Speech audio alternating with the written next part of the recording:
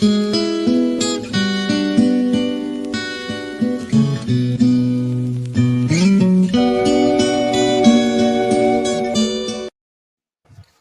up, everybody? Welcome to another episode of Fairway to Heaven, only All About the Birds Network. I am Phil Stiefel, joined as always by Jason Sullivan, and we got a degenerate golf bettor joining us this week, and Brian Kirschner. Welcome to the show. Welcome to the team this week, Brian. We are so glad.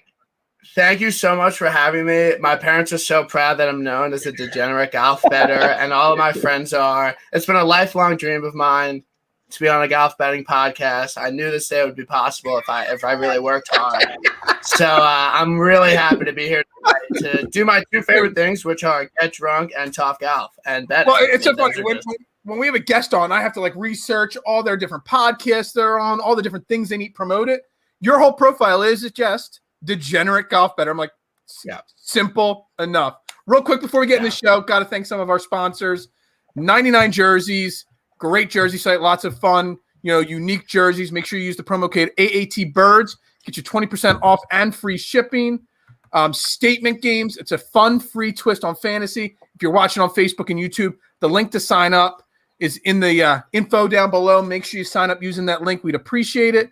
Odds Jam, arbitrage, calculator, and much more. A way to get a leg up on the bookmakers, a way to make a little bit more money when you're doing it. Of course, Manscaped. Obviously, AAT Birds, get you 20% off there as well. And I got to promote 300 or 400 times tonight the shop store on aatbirds.com/shop. We dropped a new design just tonight. I'm going to throw a picture up there. We talked about it last week. I've used the phrase 500 times on this show. 5th place female merch is now available on the store. Boom. Just like some people said. I'm going to put this picture up there because, again, Johnny and Tom, when they put their minds together on getting an image for me up on the site, great things like this happen. I love it. It also has the Fairway to Heaven logo on the other side of that. But, yeah, can't beat that. So, yeah, again, welcome to the show, Brian. Jason, you ready for Florida? Oh, dude, I can't wait. First, let's make some money on this, and then we'll go to Florida. Well, we're paying for the weekend. If we make enough money this week while we're in Florida, then we don't have to come back from Florida. Yeah, I was going to say, we might just stay. Perfect. If there's no show next week, it's because we made so much money this week, and we're just staying in Florida next week, and we're not coming home for the show. You're just drunk on a beach at a random house. We're staying down here. We have some money. That's right. We have my friend AJ, he said, let's go BK. Nice to see my friend. I hope my bookie joins. I told my bookie to join. He's like, I might need to tail your plays because he's been Venmoing me every week.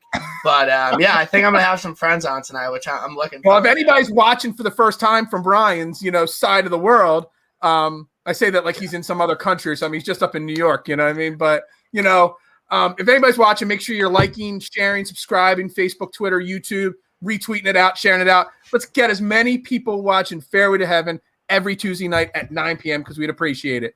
But we're going to go right to you, Brian. Before we break down this week's Wells Fargo, the first question is I want to we still educate on the show because golf betting, fantasy golf, it's a new thing. It's still a niche thing. We're trying to build it up, get more people involved with it. We want to know your strategies when you're looking at a golf event this week, the Wells Fargo Championship. What are you doing and how are you setting your game plan up for the week? Yeah. So, golf is one of the unique sports where you can bet a game. You could bet the tournament any way you want it. You could bet a matchup. You could bet outright. You could bet finishing positions. You could bet hole-in-one. You could do group betting. So there's all these different ways where you could bet on golf and be profitable. For me, what I found most profitable and that works best for me is the top 20 market. The reason why the top 20 market is so profitable for me, and I think a lot of golf bettors that just watch tournaments every weekend and are following the leaderboards, is that all you're basically betting is this guy going to have a decent week? Is this guy going to have a good week and finish within the top 20, which isn't the hardest thing to do. You don't have to win. You don't have to be in contention on Sunday. You just need to put 4 good rounds together, make the cut. And another thing about the top 20 market is that you're getting decent odds on all these golfers that are elite players, some, and some that are on the fringe. They're the best golfers in the world. So take, for example, this week, Xander Schauffele is even odds to finish top 20. and so is about Webb Simpson. Those are two of the best golfers in the world. Now, all they have to do is play to their potential and average, and they will finish in the top 20. Don't have to contend, and you're making money. And the reason why I think golf betting is so profitable, only thing I bet on now, is because you look at an NBA game or you look at an MLB game, you're getting like even odds on of basically a coin flip on which NBA team is going to cover the spread. All this crazy shit happens at the end of the game. MLB, pitcher gets hurt, all this stuff, and all you're betting is even odds. In golf, you're getting plus odds on something that is way more like predictable, and it's just a way better line than grinding out spreads every night in the NBA or MLB. So I do bet some outrights, but I like to keep it light because if you miss an outright, which is very easy to do, it's very easy to miss the outright, you're ruining your whole card. But if you're getting about 8 or 10 top 20 golfers that you like and you think you're going to play well this week, bet all of them top 20 or top 10, win about the same, and I believe you will be profitable. It has been very profitable for me. That's really interesting. I mean, I pulled up as you were talking there, FanDuel Sportsbook's odds, and they only have 6 golfers that are less than plus odds to finish in the top 20. And, you got JT, you got Rahm, you got DeChambeau, Simpson, and Schauffele, and Rory. Everybody else is plus 100 or plus 105 or better. So it's really good. I haven't done the top 20 betting like you have. I've gotten into what's up, Jax? That's the number one fan of the show right there, or my number one fan right there. So I love that. Jason, anything to add to that whole segment? Yeah, just to kind of piggyback what Brian said, I think he brought up a really good point. It's really hard to hit an outright bet, right? We'll pick, 5, 6 golfers a week, but you're picking 6 golfers out of 150 or whatever it is, 156 golfers like last week. It's really hard to hit an outright. So he's got a good point. I think if you have a good feeling about the golfer, top 20s are really, really good. And if you really think somebody's going to contend, top 10 bets are great too. So I thought he had some really good points. Yeah, absolutely. Well, I have to congratulate you. Said hitting outrights hard. You hit Burns last week. So we've hit quite a few. You had an outright on Burns. So we've hit quite a few outrights, but most of the outrights we hit. The great thing, I don't know about your bookie, but a lot of things on the FanDuel and the DraftKings, you can live bet it. You can withdraw some of your money and cancel a bet. There's a lot of things like that, and that's where we've made money, is paying attention Thursday and Friday, and then making a Saturday morning or Saturday afternoon bet and hitting. Because you hit Burns, I've hit Homa, I've hit Patrick Reed and DeChambeau. We've hit quite a few golfers this year, but most of the time it's because we're paying close attention to the entire tournament and changing our bets as we go. Because that's what I love about golf.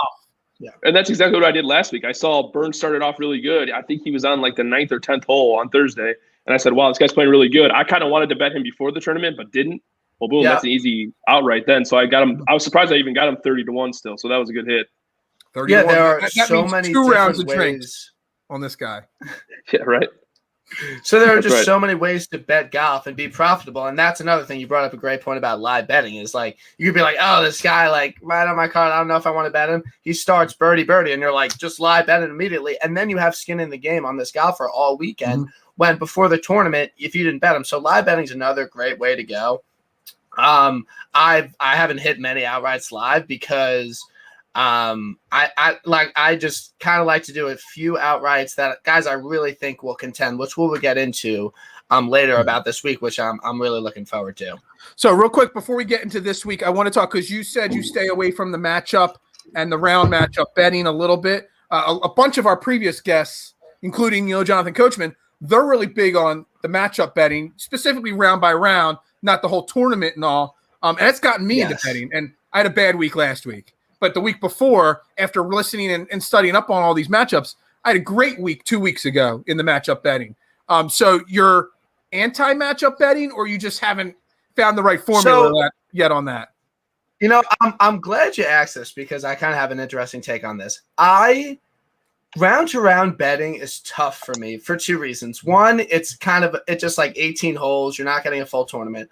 Another reason round-to-round betting is tough for me, and I know myself, is that Thursday through Saturday night, I'm drunk. So, and I'm also maybe a little high. So I don't like betting when I'm in that mindset because you can't, like, your gut instinct when you're a little like fucked up is usually wrong. So I don't like round to round matchup betting just because on the weekends I'm not in my like mental state. I like to place my bets when I'm dead sober at work in like a analytical mode on Excel. Look, like that's when I feel confident about a bet. And there's nothing worse than losing a bet when you just placed when you were like wasted and it was never going to hit. So I don't like that, but I do like round to round DFS. I do like round to round DFS because it's not like two guys golfing. Yeah. It's like six guys. I will say I hit the bottle a little hard on Saturday night and put in a really solid Sunday only lineup, and I doubled my money on Sunday on that single round DFS lineup. So maybe that is my secret. But let's get into it. So we're at Wells Fargo Championship, Quail Hollow, legendary course right there in Charlotte, North Carolina, Flair Country. Anybody can give me a woo? No woo. Ric Flair, woo. Yeah, woo. No. Charlotte, North Carolina. It's Flair Country. And anytime I hear that name, Max Homa is still the defending champ from 2019. Some of the other winners, Rory McIlroy's won it a couple times. You had, Harman won it when it was a different course. Jason Day's won it in 2018. Interesting stat, which I'm sure somebody will drop at some point. JT has won here, but not this tournament. So, Jason, I'm going to ask you first. What are we looking at Quail Hollow? The type of course, the type of stats that we need to, focus in on, or the type of golfers we need to focus in on when building our lineups or making our bets? Well, this is a long course, first and foremost. They're saying it could play up to 7,600 yards, and it's a par 71, so that's a super long course. Yeah. You're going to want guys that are bombers. You're going to want guys that gain strokes off the tee, and that's the biggest thing. Gaining strokes off the tee is not necessarily being a bomber. There's a lot of guys that are, driving accuracy all fits into that same category. So you're going to want guys that are good off the tee, good tee to green players. Distance is a bonus, but you're looking for ball strikers. And I think a big thing on this course, this is another course that we talked about last week. You're not going to get right at this course. You're going to have to be playing in good form. So recent form's huge, and course history I think matters a lot at this course. So obviously that seems pretty simple, but you're going to want guys that are playing really good golf and also have pretty decent course history here because it's a tough course to win at. Yeah. Any thoughts, Brian, on Quail Hollow? No, I completely agree. I mean, everyone knows it's a very long course. There's a par 3 that's 250 yards. Like, I'm pulling driver on that. I don't know what they're hitting, but it's a really long course. I think people think of two things when they think of Quail Hollow. They think of JT winning his only major there, and I think that's why he's very popular this week. And I think Max Homa, he's a very popular name this week. And it's really crazy that he won in 2019. Like, that is just mind-blowing. Like, he's an amazing golfer now. It makes a lot more sense now. But 2019 Max Homa, like, that was just an unbelievable win. So I think those are the two winners that people really see when they think of Quail Hollow and this tournament. It's interesting. You know what I was going to say, too? Oh, sorry. Just to piggyback off of what he just said, this is the par 3s are tough at this course. You're not going to score on the par 3s. Par is good on the par 3s. So you're going to need to score on the par 5s. That's going to be the biggest thing here. So you're going to want – I feel like that's where the bombers kind of come into play a little bit. You're going to want guys that can score on those long par 5s. I agree. I was piggybacking off of Brian. Max Homa, when he won in 2019, he was 6,600 on DraftKings. I don't know what his odds were, but I mean, we stay away from people at that level at all costs when we're building our lineups. Which, shout out to Chad. Chad helped us put together our best ever group lineup last week. So there's a lot of pressure on Brian. How did that do? It was great. It was like I don't remember how it finished, but I know at one point it was I was in a single entry $1 buy-in, like 5,000 people, and I think it was in 40th place at one point. I think it finished right around 100 spot out of it. So it was definitely a 4 or 5 to 1 return. Yeah, Burns was on it. Burns, I mean, if you have the winner, like, you're gonna make money off it. So I think that's really impressive. So I'm hoping we can have a good lineup again. Pressure's on you to go 2 for 2 now. 2 in a row. I have the Excel up. Like, my models are flowing. Like, it's wild. It's wild. Well, let's jump right into this tournament. Brian, as we do on this show every week, we start with the DraftKings values and we swing into their betting odds and stuff like that to win it and whatnot and all. I left my notes at work, so I'm going on very minimal notes right now. But there's 1, 2, 3. There's 6 guys, 10K and above. You got JT obviously leading the field in cost. I think he's the second favorite to win it outright. You got John Tyson, Xander, Webb Simpson, and Rory. I'm really surprised Rory's really that high on this list. We'll get into that in a second. I want to skip JT for a second. Jason knows, Brian, you might not have watched enough shows to know that Bryson DeChambeau is my number one golfer. I read 10 articles a week prepping for this show. I watch multiple podcasts. Not one person is talking Bryson DeChambeau because he's the hitter, but he's so boomer bust off the tee. So, Jason, Brian, I would love to know both your thoughts on Bryson DeChambeau this week. It's so cliche to like go on a podcast and be like, dude, I totally agree with you. Like that was my exact thought. I couldn't agree more. I have he's my largest wager outright this week is Bryson DeChambeau. I'm totally with you on Bryson this week. I think that a reason why he's so interesting and why I hope he's going to win, I think he will, is because you look at his 2 wins this year. They're at Winged Foot. Winged Foot is a place no one hits the fairway. It's super long, thick, rough. He bombs it as far as he can. He's 30 yards ahead of everyone. He's hitting a 9-iron out of the rough when other guys are hitting a 6 or a 7-iron, and that gives him a massive advantage. Same thing at API where he won. It's a long course. It's a hefty course, and he bombed it, and he was hitting 9 irons out of the rough, and he won. I love Bryson this week. I think he's going to win. I have my largest outright on him. I hope he wins. But I really love Bryson. The first 3-time winner this year on tour. Jason, I think if anyone's going to do it, it's going to be Bryson. Jason, thoughts on my boy Bryson? So I knew you were going to bring him up, by the way. You had to know he was. If he's in the field, first or the second name I bring up is Bryson or Patrick Reed every single week. So, hey, first off, can we talk about how funny it is that the two-time winners on the tour right now are Bryson and Stuart Sink? I know. That's just, who would have thought that coming into the year? We're going to talk Stuart Sink later because he is in this field, and I do have some positive vibes about him this week. But we're talking top end guys right now. Well, you know how I feel about Stuart Sink, but that's a different story. Bryson, I don't know about this week. I'll be honest with you. I feel like Bryson's game, I think Rick Rungood was talking about this on his show, is that this is by design. Bryson's, he's very volatile at this point right now. That's by design. He used to be super consistent, just good across the board. He wants to bomb it. He wants to basically destroy the course, every course he goes to. So he's going to have weeks where he just absolutely dominates the field, and he's going to have weeks where he absolutely sucks and he finishes, T42 or something along those lines.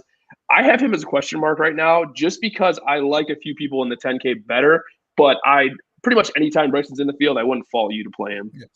I feel that he's a better bet, outright bet, top 10 bet, stuff like that this week than a fantasy play because of the cost versus the ceiling to the floor of what Bryson. I mean, the last time we saw Bryson and there's quite a few golfers in this field we haven't seen since the Masters, I still got that ugly taste of, where he tried to dominate Augusta. He couldn't. And this isn't a similar course, but it's a course that really does penalize you if you're wild to an extent. So I love that you have an outright bet on him, your biggest bet. Makes my day hearing somebody else say that. I love it. That guarantees I'm placing a top 10 bet on him and probably some form of an outright bet. But yeah, so I'll go to you first, Jason. In the rest of the 10K range here, out of the names I mentioned, is there anyone else you like? Thomas, Rahm, Schauffele, Simpson, Rory? So I feel like it's hard to not like JT, but honestly, my favorite in this category is Jon Rahm. He's 10A, which isn't a bad price for him. I feel like you're getting kind of a savings. He's in great form, which is not really saying much because I feel like he's always in great form. He has 5 top 10 in his last 6 events that he's played. I mean, he's just super consistent. People are kind of knocking him a little bit because he's not winning, but the dude finishes top 10 virtually every single time he plays. So I like him a lot. He's number 1 in the field in tee to green, great off the tee, great par 5 scorer. So I just feel like he's super consistent, and I feel like he may go a little bit under the radar. So I think my 2 plays in this range are going to be JT and Rahm. Yeah. Rory's my biggest question too. I was going to ask you guys what you thought about Rory because his course history is amazing. Yeah, you said already course history and recent form are important here. Well, Rory has great course history, but is a train wreck in recency. Yeah. So it's 2 total opposite ends of the equation there. Brian. Yeah, no, I do not fault you at all for Jon Rahm. I mean, he is a complete player. Like, he does everything well. He's a top 10 at the Masters. Like, you can never go wrong betting Jon Rahm. Like, he's just that good at golf. I do think he is flying a little bit under the radar this week. I think JT and Bryson are just like big names that everyone likes. I mean, it's hard for me to bet at like two guys at the top, but I do think Rahm has a very, like, when he wins big events with stacked fields on really hard courses. That's why I really liked him at Wingfoot, actually, at the U.S. Open. Hard course, big field. I thought Rahm would win. He didn't really play that well, but I can't fault you for playing Rahm this week at all. But in a DFS standpoint, on like the 10K range and like building your lineups at the top, if you take a top guy, like, I mean, this is the whole point of DFS, but then you're kind of like leaving yourself a little thin at the bottom. So for DFS, it's hard for me to take a guy at the very top for DFS. But I do think, like, I love Bryson outright, but I didn't even start him in any of my DFS lineups because when you have a guy that highly priced, then you're like in the 6K range betting on scrubs that could easily miss the cut. So that's where DFS could easily get a Max Homa at 6,600 that wins the event. Then. Yeah, I think that could work, definitely. We'll find him this week. We'll get into some of the fantasy lineups I've built. I do have a lineup built, potentially. It's not entered anything, but I've built it, that I've got JT and another upper 9K guy in it that I was able to fit both of them in the lineup. Love that sound. It's a great sound. Irish sorry, that sound just throws me off for a second. You know? So the one thing we've talked about on the show, we'll get into the 9K range in a second, but I think to kind of round out the Jon Rahm talk is I love to compare odds versus their ranking on DraftKings. And Jon Rahm's third on DraftKings in cost, but he is the favorite to win the event. So that kind of tells me something there. And also Rory, he's sixth in cost. He's fourth favorite to win the event. So that kind of tells me a little bit of what the bookies, I mean, DraftKings doesn't want everybody to make money, but somebody's going to make money every week on DraftKings. You know, they pay out something every week. Bookies don't want to pay out ever. So they're going to make the odds seem certain ways. So seeing Jon Rahm as the favorite, you know, and then only third cost on, you know, DraftKings, I think they're at 10-8. It's hard to say somebody at 10-8 is great value, but I think 10-8 is definitely, I think, Jason, you said that, it's great value at 10-8. Yeah. I mean, you're getting a consistent guy. I mean, there's no way he like finishes 30. Like Jon Rahm's just not going to do that. So we're just talking 10K range. Like what I've started a lot of my lineups with, I really do like Webb Simpson this week. He lives on the course. He has good course history here. I think he went in his last two events here. He went 22nd, then 18th. He competes well. He's very consistent. I started a lot of my lineups a little bit down the board, and I started them with Webb Simpson because he's a big top 20 play. Like I just. Like last week, my top guy, Patrick Reed, he missed the cut. Like Webb's not going to do that this week on a course he lives on. So my favorite guy in the 10K range to start your lineup with is Webb Simpson this week. That is my opinion. That's where I'm starting most of my lineups. And a guy that you need to be accurate off the tee. You know, you could go with much worse than Webb Simpson. You know, we didn't even talk about Xander. Xander's the same way. I'm staying away from Rory personally. I know he's got great course history, but he scares me. But I think there's some intriguing names up there for sure. But I don't know about you guys, I love the 9K range this week. I think there's some, you can literally skip that 10K range and not lose any sleep over it. You know, you're anchored at the very top of the 9K range with Victor Hovland, who's on fire lately this year. Patrick Cantlay, fifth place Finau. Hold on, I wasn't prepared to say that. Hold on. I dropped the ball. Fifth place Finau. I'm getting that. I'm getting it. It's a good hat. birds.com/shop. Fifth place Finau gear. Can't go wrong. It supports the podcast. You know, we always need that support. Will Zalatoris, another name. We haven't seen him since his second place at the Masters. We've got Patrick Reed. We've got Corey Connors, who's a DFS darling. Everybody loves him. You got Joakim Neiman, and you got Max Homa going from 6,600 2 years ago at this event to 9K. Lots to dissect there. I don't even care who goes first because I know the two names I love, and you guys can tell me whether I'm right or wrong. I love Hovland and I love Zalatoris amongst pretty much every name in this group. I love them all, but I love those two the most. Go ahead, Brian. So I'm gonna pull up some of my lineups and where I'm kind of at. You know, I feel like an asshole because I kind of skipped the 9K range a lot. But I don't know. Okay. My 9K guys that I have in my laps, I'm looking right now, are Zalatoris and Homa. Because I really do think Homa auto top 20 this week. I really like how Homa he won this event 2 years ago when he was a way worse golfer. There's no way that he just comes around this week and doesn't play well. He might have dipped off. I don't know exactly where he finished, but he was third or fourth last week, putted out of his mind. Granted, when he won here in 2019, he literally putted, he gained 9 strokes putting. It was unreal. But I really do like Homa for just a very consistent 9K player that I know is going to get me a top 20 and maybe a top 10. Jason? You know what I feel like about this range? I feel like you could legitimately name any guy in this range and have a good case to make for him, and I would be okay with it. My favorite in this range even Patrick Reed, who we both agreed was going to win last week outright, and he missed the cut.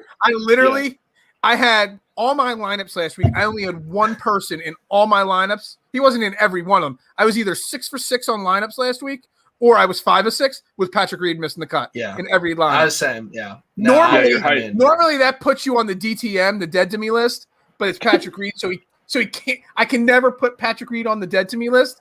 But Jason, keep going. Oh my God, you almost just got blocked right there, but you saved it. Yeah, I know. I'm not getting blocked like Chad from Patrick Reed. I may be from 5th place Finau, but not from Patrick Reed. Oh my God. I'm set up now. That'll be popped up whenever I need to. So in this range, my favorite is Viktor Hovland. I feel like he's almost becoming an autoplay for me. I feel like I want him in most lineups most weeks. Even last week, nobody was on him. Everybody was kind of overlooking him. He finishes 3rd place. The guy is a stud. He can't putt, which we know. He's kind of got a similar game to JT, whereas he's great tee to green, great off the tee, and a great par 5 scorer. He just can't putt. So if he ever gets his short game figured out at all, the rest of the tour is in trouble. But I like him a lot. Like Zalatoris, like you said, it's first time playing in a few weeks, which is good. I think he played 8 weeks in a row at one point. So I think he needed a break. He's a top 15 machine, so I really like him this week. And I like Homa a lot too. Kind of like Brian said, for all the same points. Yeah. I feel like he's a lot different golfer now, and he proves that it doesn't matter, tough fields or not, he's always in contention. I mean, I think he finished 6th last week, but he was right there at the last second. So, yeah, I like Homa a lot this week too. All right, I'm going to ask your guys' opinion on 2 other guys because obviously we got to get into the 8K, the 7K, the 3K, the 1K range. Sorry, stupid jokes. It's been a long day. No, that's good. So we haven't seen Will Zalatoris since the Masters. He's gained strokes off the tee, 9 of his last 11 events. Young kid, but a guy that seems like this kind of a course is set up for. I don't know if there's any Masters layover or hangover going. And I wrote his name down, and when I take my notes, I write names down, then I star them next to it. And I have Joakim Niemann's name written down with multiple stars. So I know multiple people that are way more advanced at this golf podcast stuff than me are all saying Joakim Niemann's, name. He's eighth in his last 24 rounds off the tee, 22nd in approach. So those 2 names I'm really zoning in on, Zalatoris and Joakim Niemann.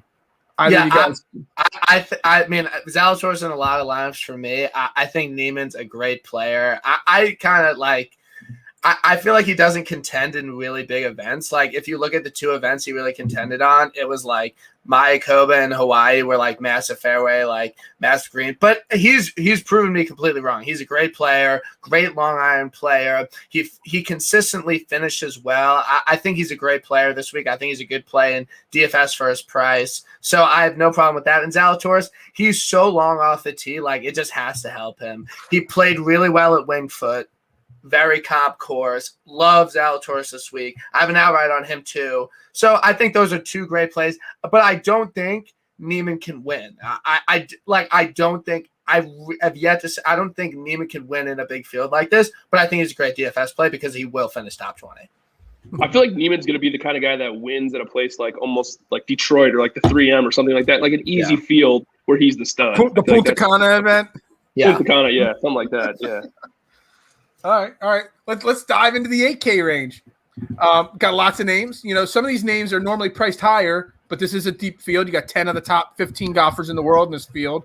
So that's why people like Answer, Sungjae Im, Brian Harmon, Jason Day, they're all in this event, this category. Keegan Bradley, because of his recent play, along with Cam and Tringali, are up now. They're up in the mid 8s. You got Bubba, who's had, he's a distance driver. You got Shane Lowry, Grillo, Harris English, Tommy Fleetwood, all in this range. This range kind of confuses me because there's names here that are either cheaper or more expensive normally, and there's a lot of inconsistent play out of the guys in this 8K range, in my opinion. So I'm really scared of a lot of these guys I normally play, but a lot of these guys I'm scared of this week.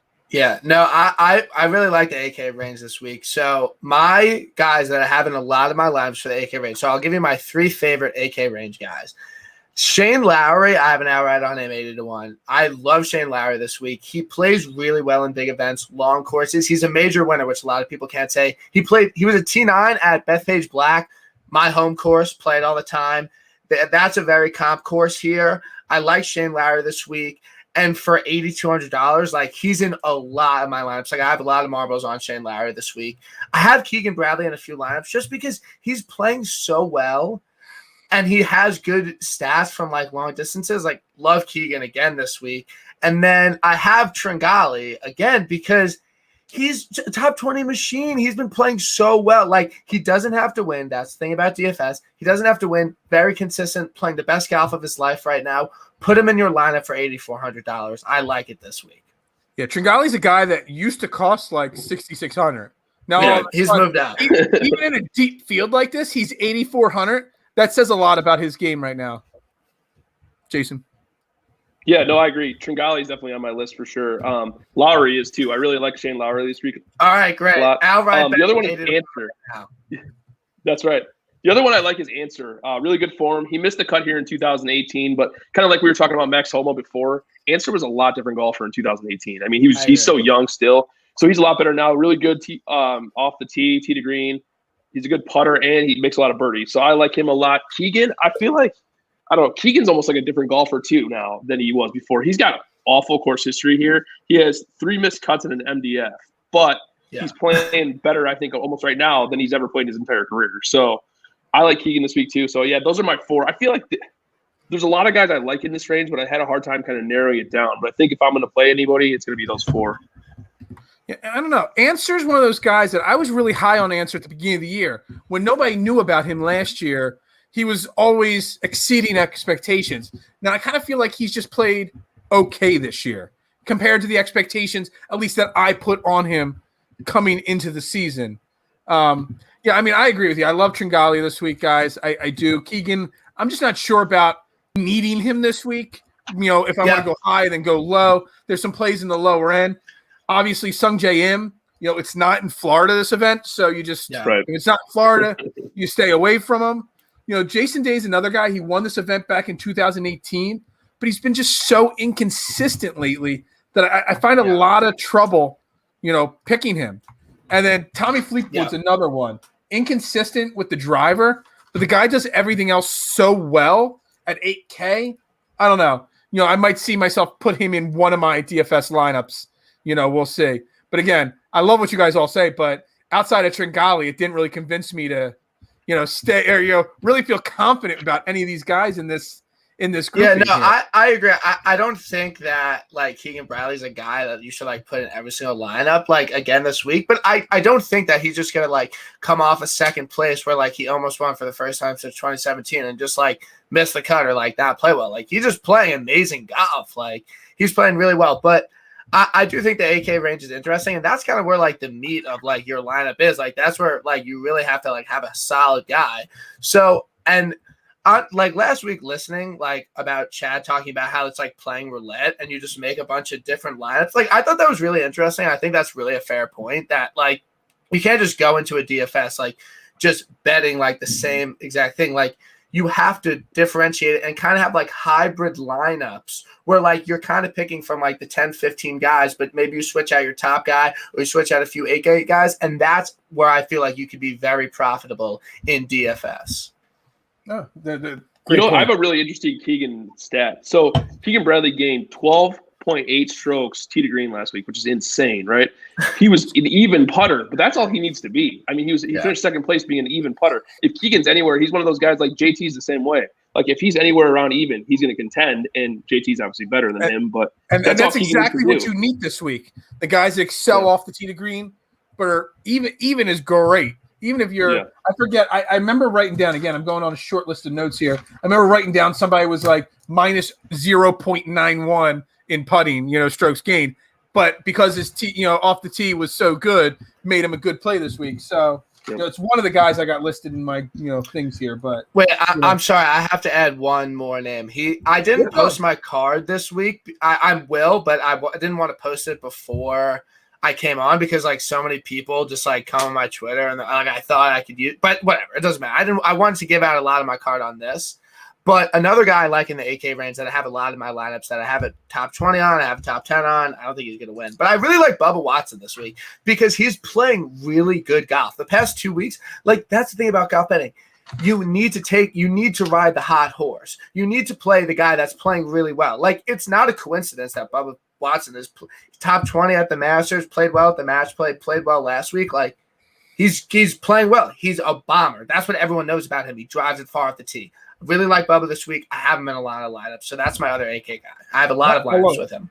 He was one again. I've been so torn on all these 8K guys. It's one my eyes keep going back to because I think at 8,300, it's a good price. It's a really good price for a guy that's really good off the tee. I'm trying to. I kind of lost it here. I was trying to bring up his odds to win at this point. I know they're pretty low, but where they are compared to everybody else.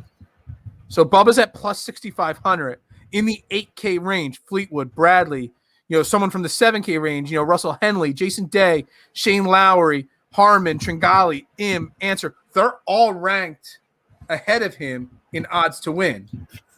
But so that kind of counteracts that a little bit where they're trying to get you enticed with that plus 6,500 there, But again, fantasy-wise, top 10, top 20, you're a lock with him there, which at 8,300, if your guy finishes in 15th place and he's 8,300, most likely that's a win.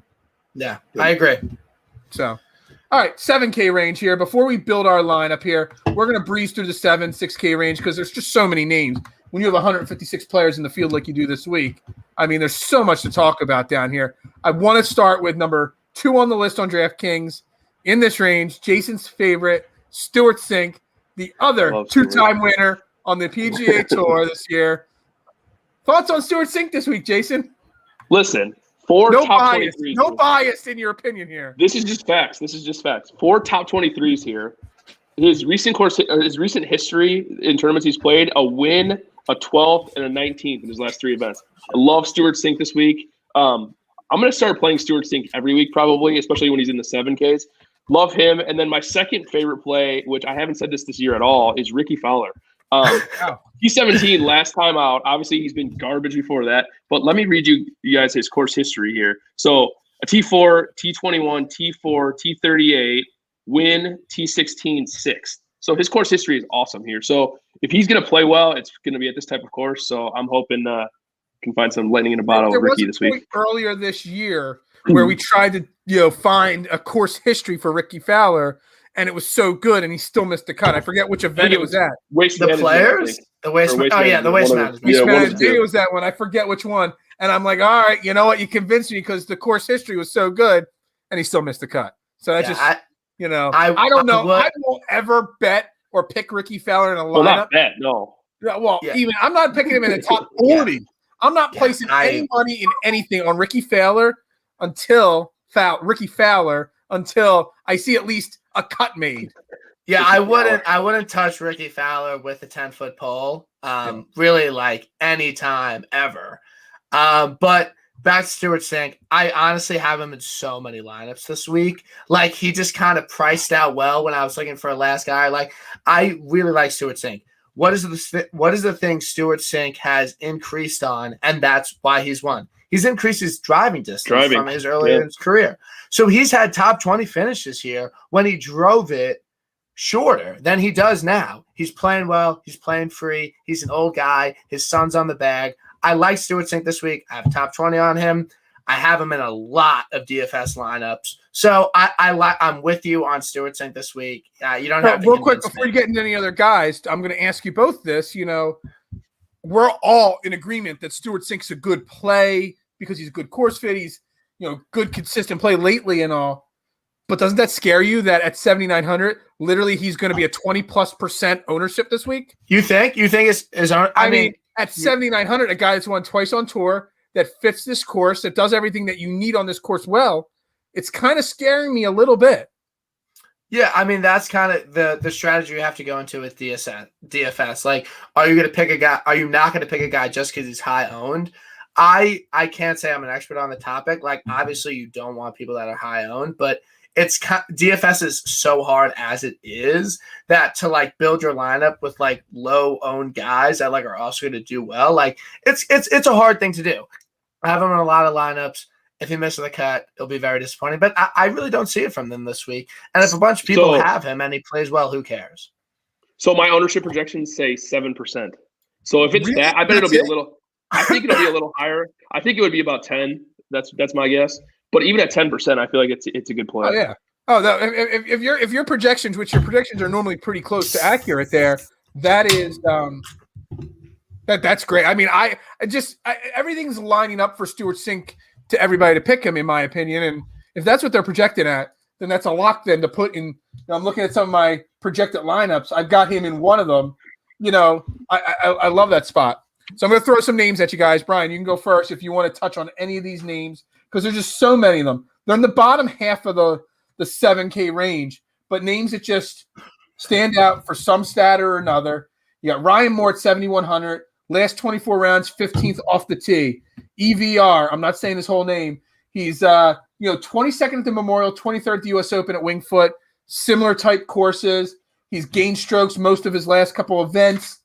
And where's my other one? And Matt Neesmith, another guy, at 7,300 that has played so great. He fits this course. So Matt Neesmith, Eric Van Ruin, and Ryan Moore.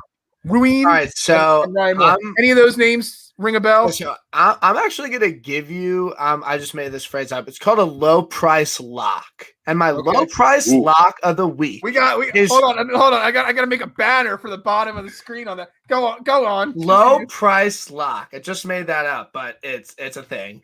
Is Charles Schwartzel this week? Yes. I mean, he was one of my other names on the list. He made he is in every single lineup. Like I'm looking at my lineups right now. Like he's in almost every now. Yeah, he's in a lot of my lineups because.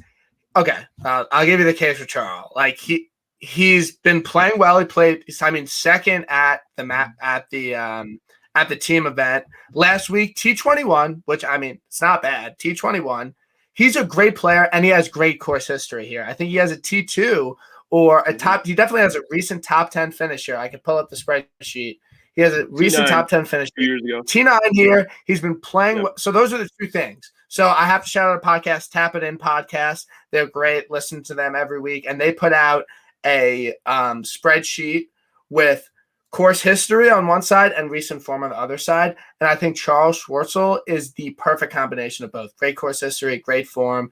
A lot of these older guys are playing well. So I have him in a lot of my lineups. I think he's a great guy, and he is priced at 7,200. 7,200. Yeah, he's in. He was the fourth. He was the fourth. I gave you three names. He was the fourth name on my list. Yeah, I want nothing to do with those names. I really think I've seen him turn a corner and getting back into the positive area of his game and all. Jason. Yeah, it's 7,200 too. You don't need him to win. If he finishes T30, that's a good. Good finish for him. So I love that this week. I like Neesmith a little bit this week too. One more name that I never play, but I actually like this week is Kyle Stanley at 7,100. He's been in decent form recently. The last two times here, T8 and T13. So I'm going to sprinkle in a little Kyle Stanley, even though I never do. But all right. Let's do what we always do. I'm going to bring up the DraftKings board here. We're going to build our lineup again. Last week, Chad. Great guy, Fantasy Golf Pros. Make sure you're following them on Twitter and all. Had our best Fantasy Golf Pod. Jeez, you didn't even plug it right. Fantasy Golf Pod. Oh, sorry. I did a really bad job of prepping my notes tonight. Like I said, all my notes are at work right now. So I'm just kind of winging it right now. Hold on real quick. Before we get into this, let's remove this. We do have a question on the show here. We've got a question. Thoughts on Matt Wallace, Jones and McNeely. We haven't talked about Jones and McNeely. They are names that I have written down on my list. That's all you then. I have no comment. No, I mean, So my I'll go notes for- are very bare because I didn't actually bring the real notes, just my generic notes. I like Matt Wallace a lot this week. I'm definitely going to be playing him. Matt Jones has been kind of sneaky. He has a win recently, but he's actually been in really good form. If I'm not mistaken, too, he has pretty good course history here. So I like Matt Jones quite a bit. Yeah, Matt Jones is every other year. He does good here. So, yeah, I don't mind him at all. HV3 is dead to me, so I never play him. And McNeely, He had probably a not. T2. He's in good form. He had a T2 at Harbortown. I know. I just But I can't think stand the he's guy always for a some reason. popular play on DFS. And I feel like he burns you more often than he pays off. So I never play him. Absolutely. I agree. Yeah. All right. But let's I get- do have Matt Jones. So we're building our No. You can go. Keep going. I got to get this prepped up. On No, the Matt screen anyway, Jones. So it's off. I had Brandon Todd in a lot of my lineups because he has decent form history and he's been playing decent course history. He's been playing decent and he's just kind of a reliable guy. He makes a lot of cuts, so I liked him. And then he got COVID and he withdrew, so I had to pick somebody with that range, and I went with Matt Jones. He was my initial thought because he has recent form. He has a win recently. I mean, when are you going to get a guy that has a recent win and he's priced that low? I think you just have to take it at that point. If you're at the end of the board, you could take a guy that won recently or a guy that hasn't done dick. So I think that's a good play, definitely, at the end of the board. All right. Well, as the guest, Brian, you get the first pick. Yeah. In the DFS lineup. It could be Justin Thomas. It could be who's in the 6K range here. You know, Sean Heron this week. DA points. Here you go. I can't bring it up on here. Yeah. I was talking with one of my employees, a little side tangent. Jarrett, one of my delivery drivers at my pizza shop. Sean O'Hare is in the lineup this week. There you go. There's another great one down there. Yeah. I was like, what does it gotta feel like to be a guy like DA Points? He's made one cut in his last 17 events. How deflating to have your tour card and the last cut you made was in October. It's not like he's playing 3 events a year. He is playing every single week almost. How deflating as a golfer does that have to be? Yeah, I mean they're a lot better than us, but it's supposed to be a little bit How do you know? I might be a 2 handicap. You don't know that. Yeah, what's your guys' handicap? What do you guys normally shoot? We don't need to talk about that. No, Yeah. I literally shoot and then I'm trying to like break 90. Like, what do you guys shoot? I've never broken 90 before. Okay, Yeah, me we're neither. on the same journey. We're on the same journey this summer. We're all gonna do it. Yeah, well, I don't know about that. So. All right, let's pick. All right, so you get Brian as the guest on the show. You get first pick. So I'm gonna like try and make this like as valid as my lineups because I literally made like 20. So like my most rostered guy this week is Webb Simpson. So I'm gonna go Webb Simpson as the first guy on our lineup. I think he's an auto T20, maybe even a top 10. He lives on the fucking course. You can get a drink at the halfway. Yep. All right, you get Webb. All right, Jason, I'll let you go next. I'm going Schwartzel. I'm going to go value. All right. There you go. Let's go. This is like my lineup. You might as well just I'm share so your happy you screen. just said that. Might as well just share your screen then here, you know? All right, no, so that's Schwartzel, great. that leaves us with 81.5. I'm looking at some of my names here that I've got. You know, I could cross Schwartzel off because I've already picked him. You guys have already taken him. Oh, man. You're already taking some of the ones I like. You know what? Because I got him in 2 of my test lineups here. Another one that you like. I'm going to go with Shane Lowry. Like it. Oh, this is going to be like we're giving away like the 200K winner this week. Is this And a I milli- feel is weird. this a milli- Okay, question. Is this a milli maker right here? All right, question. If Yeah. you guys won 200 grand, like if you won like that 200 grand, like would you guys quit your job? Like I would, right? I mean, 200 grand isn't enough money to live off of for the rest of my life, you know? No. Okay, but like 3-4 years, yeah, I would quit my job if I won the 200K market. I mean, I Okay? would would do a lot less working. I know that much. All right. So we got 3 picks in. It's back to you. We're at 81.33 is our average left to spend. You can go high, you can go low, you can go anywhere in between. You get to go. Yeah, you know, I mean, we talked about him a lot. I mean, he's a little high, but I mean, this is kind of a lineup I've been making, but I really do like Bubba. I mean, I came on here for my golf betting thoughts and my DFS thoughts. I have to pick Bubba here, and I think that gives you guys some room with 2 We're spots. still just left. over 8K to go with 2 spots to go. Jason, where do you want to go then? Oh, I'm gonna go with. I'm gonna go Tringali.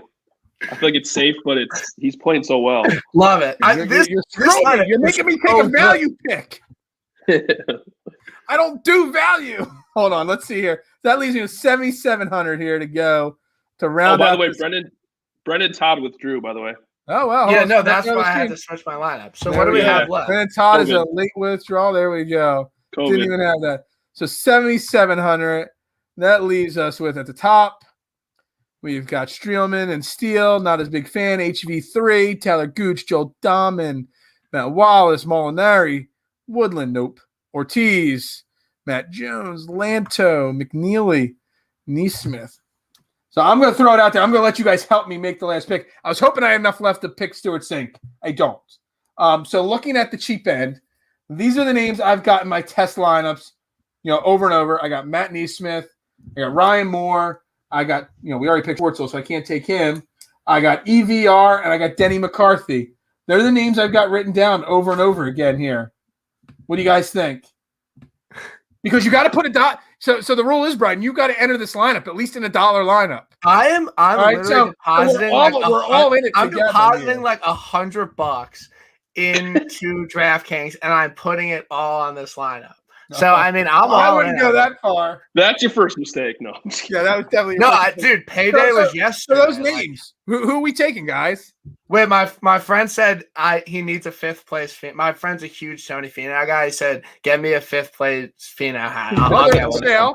AAPBirds.com/shop. We love to get the support. There's the website right there.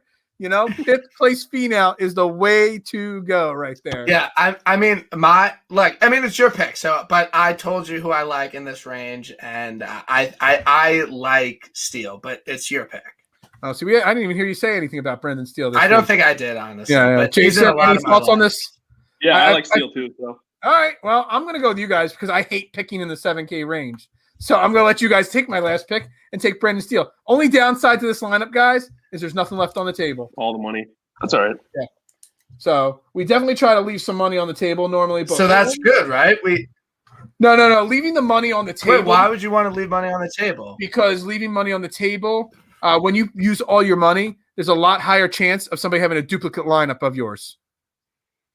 And then that makes sense. You don't share. You don't get first place. If you got lucky and you hit for first place, you're sharing that money.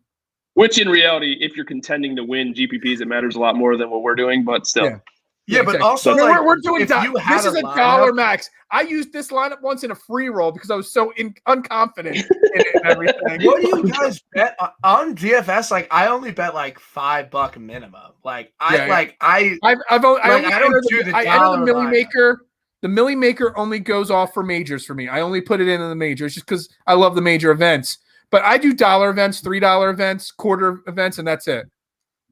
Wait, so okay, we have like 6 more minutes left. Oh, we have the world. This is my network. We can go for 20 more hours if you want. No, I'm saying like we don't have another show. There's no other show on Tuesday nights. This is the prime show on Tuesday night. Boom. That's right. Yo, my friends are going crazy. My friend was like, he quoted me. He's like, if I won 200K, like I'd quit my job. I was like, dude, you're still listening. So shout out Petey Myers, my best friend, great golfer. He breaks 90. We don't, but he's a great golfer.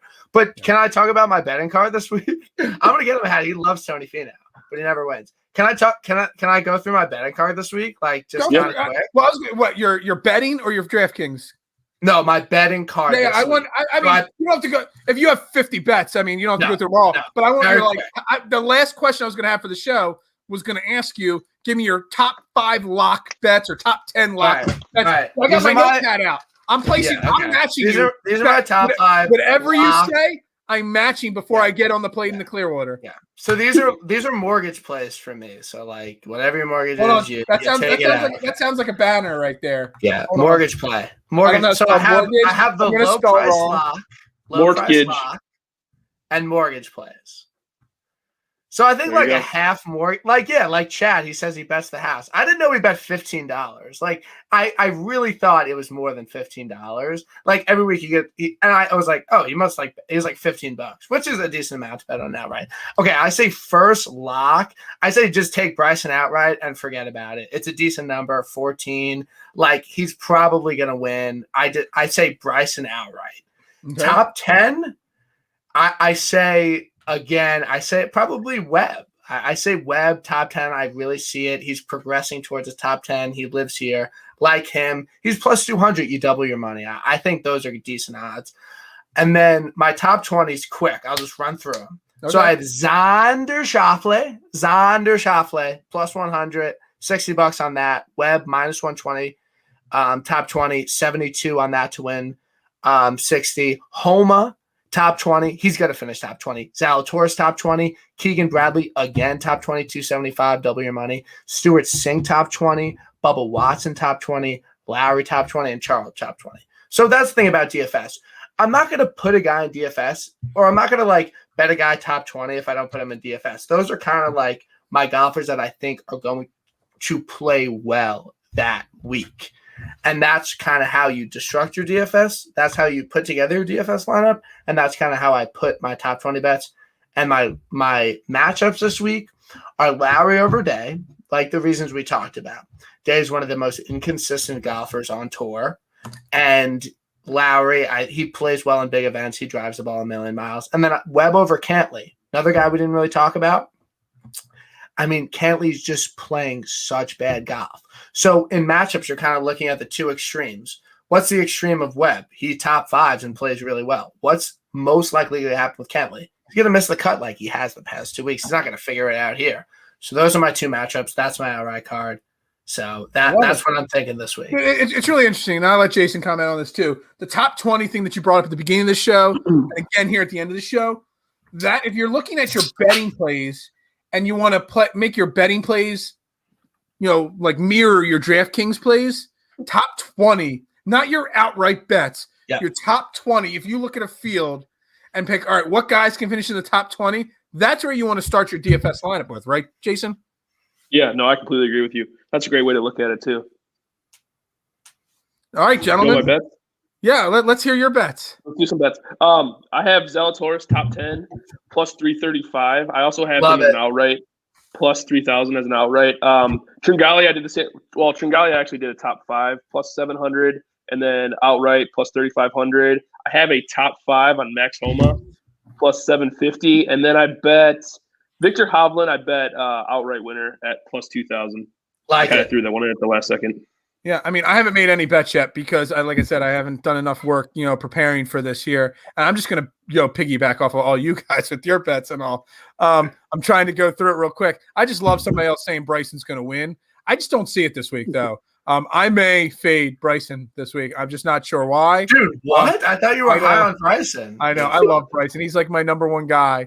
But for some reason, he just doesn't do it for me. And the matchup bets aren't up on FanDuel yet, so I can't even look at them yet. Stay tuned on my Twitter page. I'll post my bets tomorrow night. Yeah, no, they'll be out. We're looking forward to them. I can't believe you did the bait and switch with Bryson. Like I thought. I just haven't made the bet yet. I'm torn. Like I said, I read so much and I watch so much getting ready for this show, and nobody is talking Bryson this week. It's probably a week that he's going to win then. Yeah, I agree. Definitely. And you know what? We got to come up with a shirt or a design for Bryson, just like fifth place female, only on the aatbirds.com/shop store, right? Oh my God, that's awesome. Dude, there better be at least one of these sold tomorrow morning when I wake up and check my email. All the people watching tonight, me and Johnny went back and forth on the design, tried to make it look like him, but also hide his image just a little bit so we don't get any lawsuits or anything like that. Yeah. I think we nailed it there. I think it's a great design. Shirts, hoodies, hats. Love it. We love to be rocking that in the airport on Thursday. Yeah.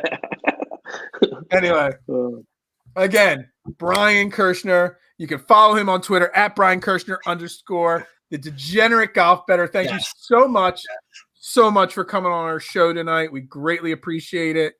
Real quick, we got to shout out all our other sponsors again. Manscaped, all our sponsors. AAT Birds is the promo code, whether it's 20% off, free shipping, whatever they are. Make sure you check them all out. They're all in the bottom in the bio of the shows here. Manscaped.com, Odds Jammed, Statement Games, 99 jerseys, all the great sponsors we have for this show. We greatly appreciate it. But as always, we care about promoting aatbirds.com/shop the most. It's where you get that, where you get the design of this. You got the logo. You got some of our great Philly Eagle designs and Philadelphia sports designs there. Lots of great shirts there. Make sure you check out the website. A lot of great articles on that website as well. We just got credentials. It's still secret to the Philadelphia Union. So we're going to be covering the Philadelphia Union, as a media member now. Mike and Dave, some of our team members are doing a great job with Union coverage. So big things happening all about the Birds. If you're interested in joining the team ever, just hit one of the members up. We'll get you set up. We'll talk to you about how to be a part of the team. And guys, Brian, again, thank you so much. I knocked my mic over here. You're drunk, dude. You're drunk. No, I should be thanking you guys. Don't thank me. I mean, this is a dream come true. I think I'm going to have to start my own podcast now. But I had so much fun tonight. I hope make sure your first two get. Make sure these two guys are your first two get. Absolutely. Sure. Absolutely. But this was a pleasure. I had a lot of fun. And there was a lot of money to be made in this. For sure. In this tonight. I agree 100%. There's a lot of money this week to be made. But as me and Jason have said over and over again, there's a lot of money to be made, period, in golf. And I always used to say when I started as a writer last year for fantasy golf, you don't have to wait till football season to make money. You can make money right now on golf. It's an untapped market. Jason, anything to wrap this show up with here? No, just kind of echoing your thoughts. Thanks for coming on, Brian. Appreciate it. Come on anytime you want, man. Yeah, open an invitation anytime you want. All right, I'll bring some beer next time, okay? All right, Jason, I will see you Thursday in Clearwater. Sounds good, brother.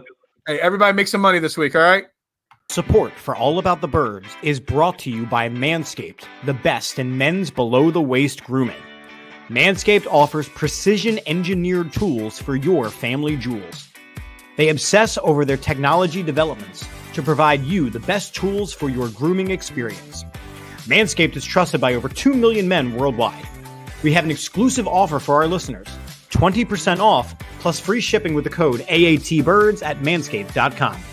Manscaped hooked us up with a bunch of tools and formulations from their Perfect Package 3.0 kit, including the Lawnmower 3.0, which comes with an LED light for a more precise shave and is waterproof to make your shower shave clean and easy.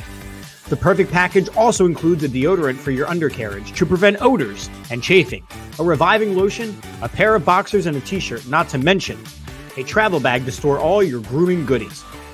Get 20% off and free shipping with the code AATBirds at manscaped.com. That's 20% off with free shipping at manscaped.com and use the code AATBirds. Unlock your confidence and always use the right tools for the job with Manscaped. Your balls will thank you.